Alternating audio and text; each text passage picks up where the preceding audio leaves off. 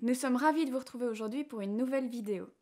Dans le vlog précédent, nous vous parlions de Molière, et quoi de mieux que le misanthrope pour illustrer nos propos. Créée en 1666, cette comédie de mœurs met en son centre Alceste, un misanthrope atrabilaire.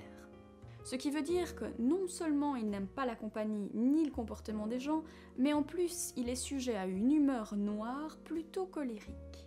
Le personnage d'Alceste est aussi un caractère type qu'on retrouve souvent dans la comédie et dont on se moque généralement, le jaloux.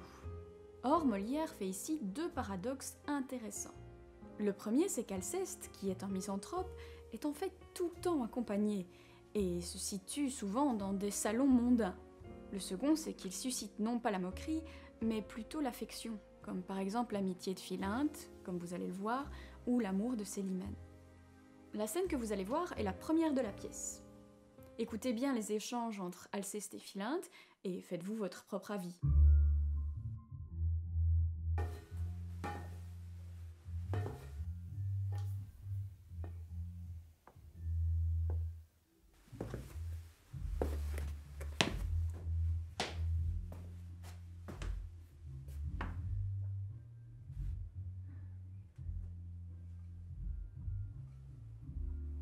Qu'est-ce donc?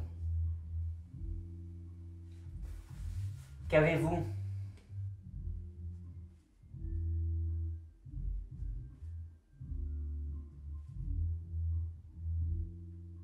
Laissez-moi, je vous prie. Mais encore, dites-moi, quelle bizarrerie. Laissez-moi là, vous dis-je, et courez vous cacher. Et on entend les gens au moins sans se fâcher. Moi, je veux me fâcher et ne veux point entendre.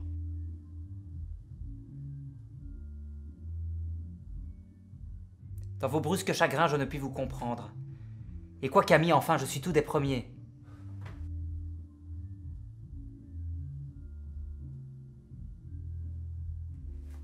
Moi, votre ami? Rayez cela de vos papiers. J'ai fait jusqu'ici profession de l'être. Mais après ce qu'en vous je viens de voir paraître, je vous déclare net que je ne le suis plus et ne veux nulle place en des cœurs corrompus. Je suis donc bien coupable, Alceste, à votre compte? Allez, vous devriez mourir de pure honte. Une telle action ne saurait s'excuser et tout homme d'honneur s'en doit scandaliser. Je vous vois accabler un homme de caresses et témoigner pour lui les dernières tendresses. De protestations, d'offres et de serments, vous chargez la fureur de vos embrassements. Et quand je vous demande après quel est cet homme, à peine pouvez-vous dire comme il se nomme. Votre chaleur pour lui tombe en vous séparant, et vous me le traitez à moi d'indifférent. Morbleu, c'est une chose indigne, lâche, infâme de s'abaisser ainsi jusqu'à trahir son âme. Et si par un malheur j'en avais fait autant, je m'irais de regret pendre tout à l'instant. Je ne vois pas pour moi que le cas soit pendable. Et je vous supplierai d'avoir pour agréable que je me fasse un peu grâce sur votre arrêt et ne me pende pas pour cela, s'il vous plaît. Que la plaisanterie est de mauvaise grâce. Mais sérieusement, que voulez-vous qu'on fasse? Je veux qu'on soit sincère, et qu'en homme d'honneur, on ne lâche aucun mot qui ne parte du cœur. Quand un homme vous vient embrasser avec joie, il faut bien le payer de la même monnaie, répondre comme on peut à ses empressements et rendre offre pour offre et serment pour serment. Non! Je ne puis souffrir cette lâche méthode qu'affecte la plupart de vos gens à la mode, et je n'aurai rien tant que les contorsions de tous ces grands faiseurs de protestations, ces affables donneurs d'embrassades frivoles, ces obligeants diseurs d'inutiles paroles, qui de civilité avec tous font combat et traitent du même air l'honnête homme et le fat. Quel avantage a-t-on qu'un homme vous caresse, vous jure à amitié, foi, zèle, estime, tendresse et vous fasse de vous un éloge éclatant, lorsqu'au premier faquin il court en faire autant? Non, non, il n'est point d'âme un peu bien située qui veuille d'une estime ainsi prostituée, et la plus glorieuse a des régals peu chers, dès qu'on voit qu'on nous mêle avec tout l'univers. Sur quelque préférence, une estime se fonde, et c'est n'estimer rien qu'estimer tout le monde, puisque vous y donnez dans ces vices du temps. Morbleu, vous n'êtes pas pour être de méchants. Je refuse d'un cœur la vaste complaisance qui ne fait de mérite aucune différence. Je veux qu'on me distingue. Pour le trancher net, L'ami du genre humain n'est point du tout mon fait. Mais quand on est du monde, il faut bien que l'on rende quelques deures civiles que l'usage demande. Non, vous dis-je. On devrait châtier sans pitié ce commerce honteux de semblant d'amitié.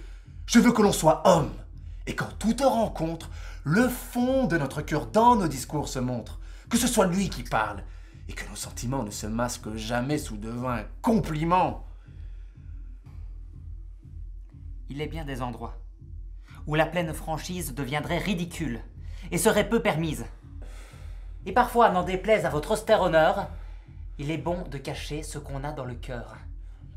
Serait-il à propos, et de la bienséance, de dire à 1000 gens tout ce que d'eux en pensent? Et si on a quelqu'un qu'on hait ou qui déplaît, lui doit-on déclarer la chose comme elle est? Oui. Quoi? Vous iriez dire à la vieille Émilie qu'à son âge il s'y est mal de faire la jolie et que le blanc qu'elle a scandalise chacun? Sans doute. À Dorylas, qu'il est trop important et qu'il n'est à la cour oreille qu'il ne lasse à compter sa bravoure et l'éclat de sa race? Fort bien. Vous vous moquez. Je ne me moque point, et je vais n'épargner personne sur ce point. Mes yeux sont trop blessés, et la cour et la ville ne m'offrent rien qu'objet à m'échauffer la bile. J'entre en une humeur noire, en un chagrin profond quand je vois vivre entre eux les hommes comme ils font. Je ne trouve partout que lâche flatterie, qu'injustice, intérêt, trahison, fourberie. Je n'y peux plus tenir, j'enrage, et mon dessein est de rompre en visière à tous les genres humains.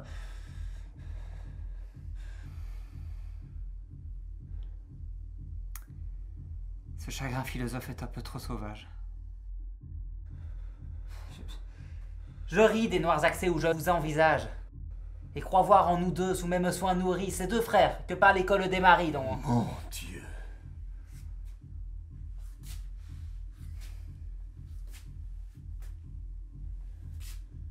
Laissons là vos comparaisons fades.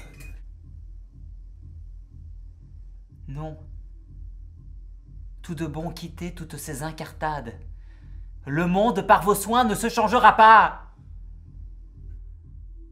Et puisque la franchise a pour vous tant d'appât, je vous dirai tout franc que cette maladie, partout où vous allez, donne la comédie, et qu'un si grand courroux contre les mœurs du temps vous tourne en ridicule auprès de bien des gens. Tant mieux, morbleu, tant mieux.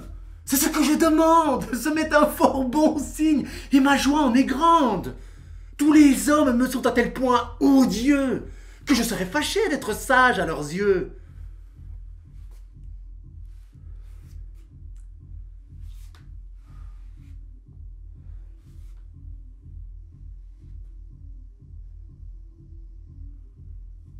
Vous voulez un grand mal à la nature humaine?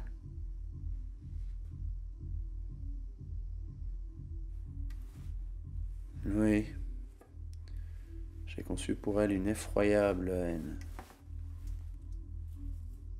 Tous les pauvres mortels, sans nulle exception, seront enveloppés dans votre aversion. Encore en est-il bien dans le siècle où nous sommes?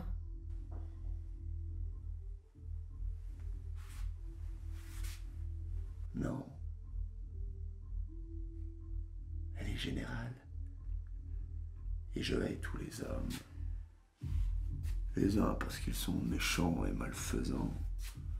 Et les autres pour être aux méchants complaisants et n'avoir pas pour eux ces haines vigoureuses que doit donner le vice aux âmes vertueuses.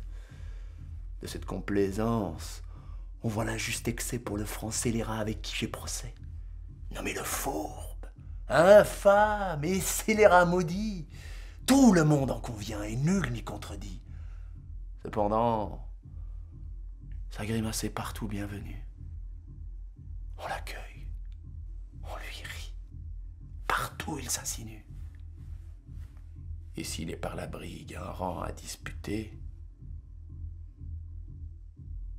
sur le plus honnête homme on le voit l'emporter.